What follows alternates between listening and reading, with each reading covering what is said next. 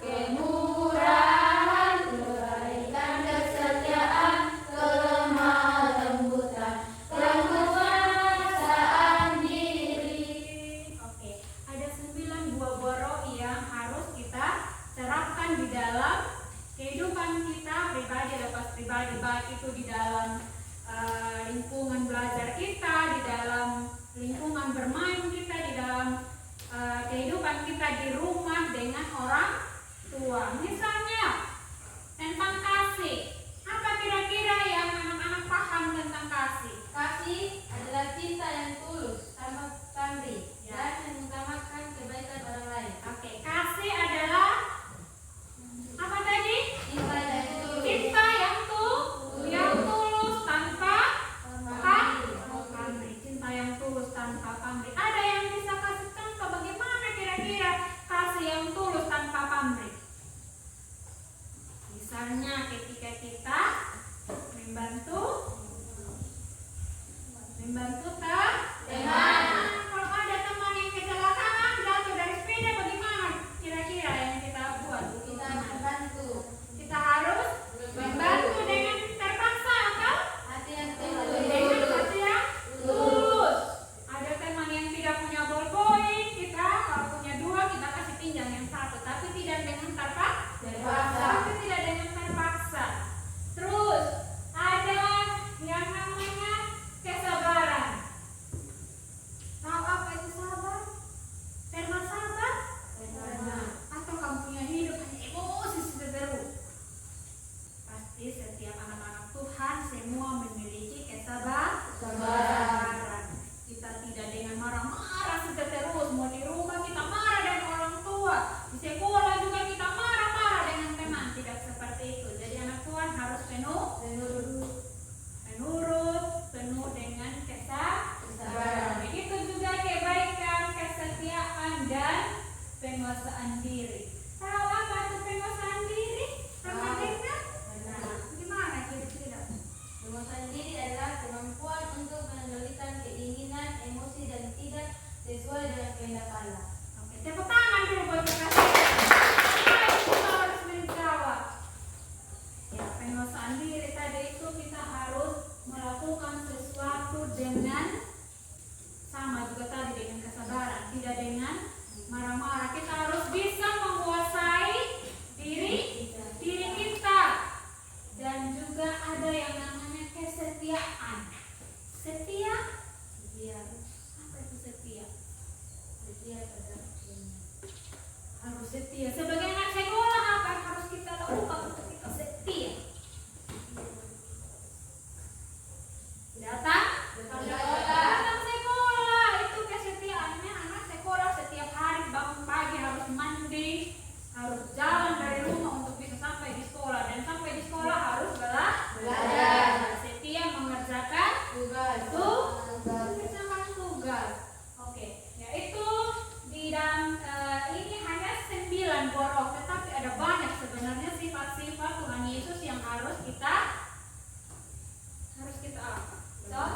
contohi, harus kita lakukan di dalam kehidupan kita hari lepas hari. Coba kita buka lagi kitab Matius 5 ayat 3 sampai dengan ayat 10. Kira-kira apa yang punya isi di dalam? Sudah lihat? Sudah. Coba satu-satu baca. Berbahagialah orang yang miskin di hadapan Allah, karena mereka lah yang mempunyai kerajaan surga. Betul. Berbahagialah orang yang berduka cita, karena mereka akan dihibur. Betul. Berbahagialah orang yang lemah lembut, karena mereka akan memiliki bumi. Berbahagialah orang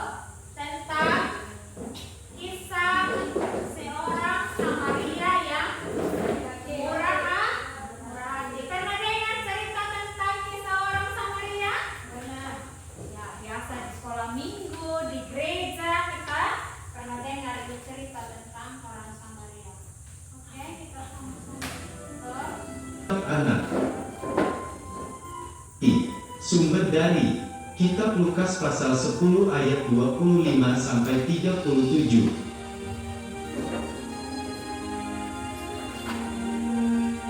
Ada seorang Yahudi yang sedang berjalan dari Yerusalem ke Yerikho.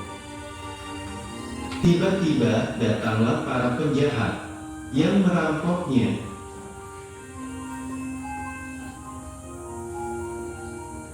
Para penjahat itu memukulnya hingga hampir mati, lalu meninggalkannya.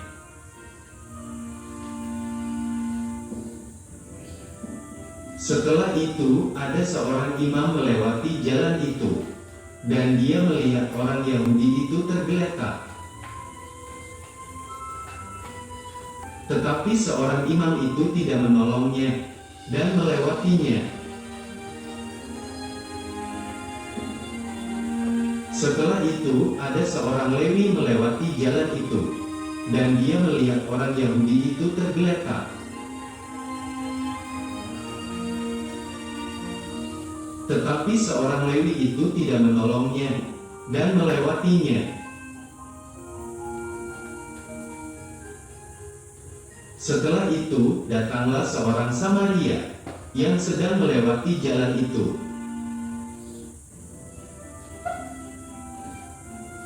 Orang Samaria itu merasa kasihan melihat orang Yahudi itu. Orang Samaria itu menghampirinya dan merawat luka-lukanya. Kemudian ia menaikkan orang itu ke atas keledainya.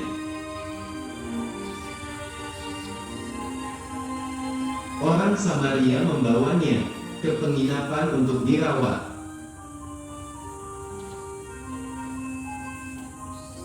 Besoknya orang Samaria itu membayar biaya penginapan dan perawatannya.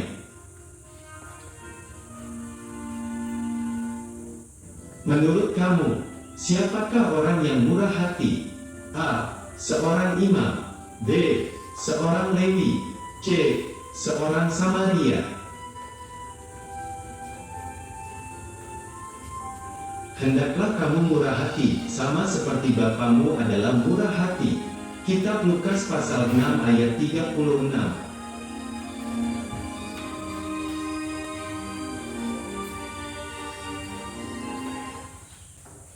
Dari video yang kita nonton tadi, di dalam lembar diskusi kelompok itu sudah ada soal di dalam situ.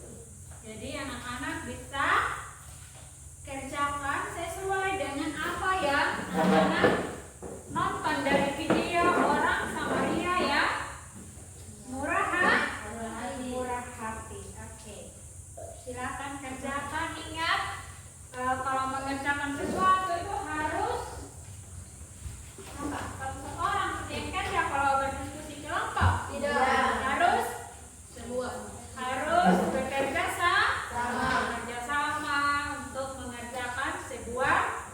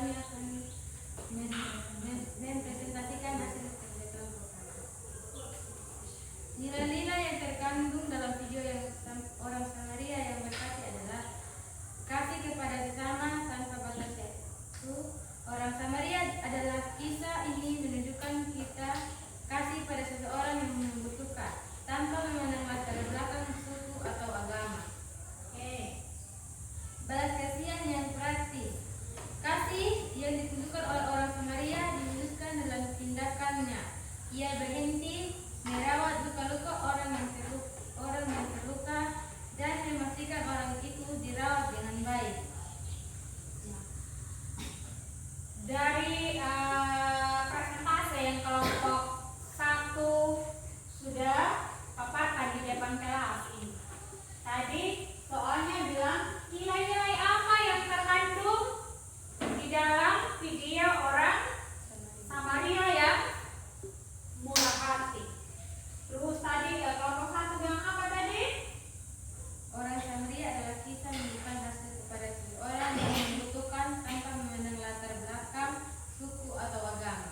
Orang Samaria bilang, kelompok 1 bilang orang Samaria itu ketika dia membantu orang tidak memandang suku dan agama. Betul tidak? Betul. Dari video yang telah kita sama-sama nonton tadi, memang ada beberapa orang yang lewat tapi mereka tidak menolong. Mereka cuek saja jalan terus, padahal ada orang yang terluka. Tetapi ada seseorang yang lewat, yaitu orang Samaria. Ketika dia melihat ada orang yang terluka, dia membantu. Oke, terima kasih untuk kelompok 1. Tepuk tangan dulu. Selesai mengerjakan diskusi kelompok kita yang kita sudah selesai mempresentasikan. Dan sekarang kembali ke tempat duduk kita masing-masing.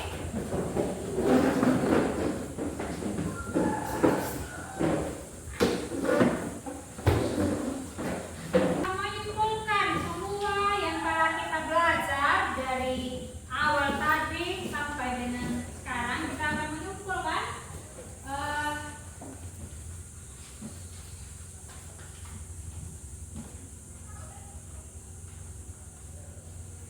materi kita hari ini, yaitu tentang bagaimana nilai-nilai Kristiani kita terapkan di dalam kehidupan kita hari lepas hari. Dan ketika kita sebagai seorang pelajar, tentunya kita harus setia dan melakukan seluruh yang diinginkan oleh Tuhan Yesus. Sebagai pelajar, tentunya kita harus disiplin, rajin datang sekolah, mengikuti tata tertib yang ada di sekolah. Terus, nilai Kristiani juga merupakan nilai ketuhanan, yaitu kerohanian yang tinggi dan mutlak bagi umat Kristen. Dan dampak nilai-nilai Kristiani adalah meningkatkan hubungan kita dengan Tuhan. Terus apa lagi? Membangun karakter yang baik. Membangun karakter yang baik. Apa lagi? Meningkatkan kualitas hidup. Meningkatkan kualitas hidup dan membawa damai dan harmoni. Ya, itu nilai-nilai Kristiani yang ada di dalam kehidupan pribadi kita sebagai anak sekolah, dan dampaknya adalah untuk meningkatkan hubungan kita dengan Tuhan. Oke, dari pelajaran yang kita belajar hari ini, ada refleksi yang harus kita tulis di dalam buku kalian masing-masing. Kira-kira di dalam kalian belajar dari tadi, refleksi apa yang kamu dapatkan? Perubahan apa saja yang anak-anak rasakan ketika di dalam proses pembelajaran hari ini tentang nilai-nilai Kristiani? Refleksi, tulis masing-masing. Kira-kira apa yang kalian dapat atau anak-anak dapatkan dalam proses pembelajaran kita hari ini? Sudah tulis? Sudah? Masing-masing tulis di buku? Sudah? Oke. Apa saja kira-kira yang kalian dapatkan dari proses pembelajaran kita hari ini? Ada keinginan untuk lebih peduli. Ya, kakak.